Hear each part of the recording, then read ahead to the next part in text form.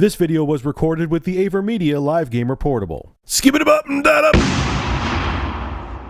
What's going on, ladies and gentlemen? This is Rich of Review Tech USA, and now you could feel like a complete pervert while walking to the bathroom to go take a leak.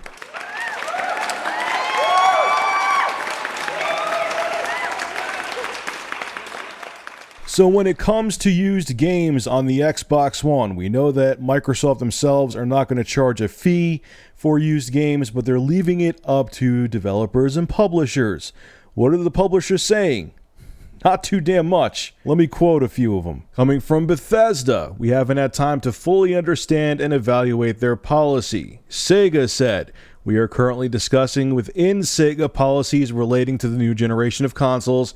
As soon as these have been agreed upon with all concerned partners, we will make the information public.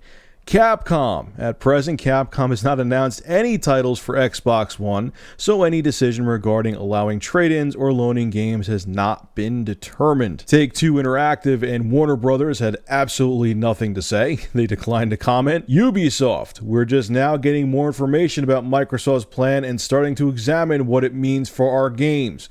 We don't have anything new to share right now, but rest assured we'll continue to focus on providing the best experience for our customers, no matter how or where they buy our games. So isn't that sweet of them? Well, on top of that, another interesting note, Wedbush Securities analyst Michael Pachter, I talk about him a lot, has been very outspoken on the whole used game things. And here's what he had to say. He was interviewed. In our view, any publisher that disables used gaming risks a backlash or boycott of its titles by gamers, negatively impacting sales. So he doesn't think it's going to happen. He thinks that no major publisher out there is going to dare try to do this because the consumers are going to get pissed.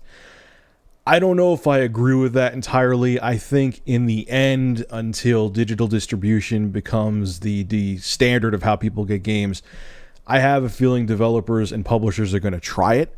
And they're probably going to fail miserably. I mean, they've already tried it with this generation. If you really think about it, a YouTuber or a subscriber of mine, I should say, made a good point. They could already do this now if they wanted to. The only thing I could say that I disagree with that, and he's right, but the thing I could say that I disagree with that a little bit with is now they're making, at least, I mean, the PS4, they already said games can run off the disc, so it's still more console-like. But with the Xbox One, they're making it more like when you buy a game, if you buy a physical copy, just like on PC, you're really just buying the license now. You're not buying that you don't own a copy of a game. You own the rights to play the game. It sounds like it's kind of like a gray area thing to say, but you probably understand what I'm talking about. You're buying a license that gives you the right to play the game. That you don't, just because you have a disc in your hand, that copy isn't yours, which sounds pretty screwed up, but that's what they're doing. But now, because of that, because you're only buying a license and you have to install the games, it could make publishers a little more vigilant because they have more control over it now than they did when the game was actually on the disc and you could run it from the optical drive. It's hard to explain. I'm trying to explain it as best as I can, and that's the best you're going to get out of me. Maybe because I'm tired and I feel partially stunad right now. But the exact thing that's going on with used games with the Xbox One is this, okay? Xbox One will allow the sale of used games, yay, at participating retailers, but only if the publisher allows it. Publishers being the very people, this is what Kotaku's saying, opposed hardcore, which we know they are, to used game sales. So we'll see what happens. I'm sure that some of these guys, because they're SOBs and they're money hungry, are going to test the waters. But Michael Pachter may have a point. I don't think they're all going to be too afraid to even try it like he thinks. But I have a feeling a couple people are going to dip their toe in the water and see if the sheeple will still buy their games anyway. And if they don't, which I hope you guys don't, I'm not going to. Believe me, I'm guilty of being a sheeple too.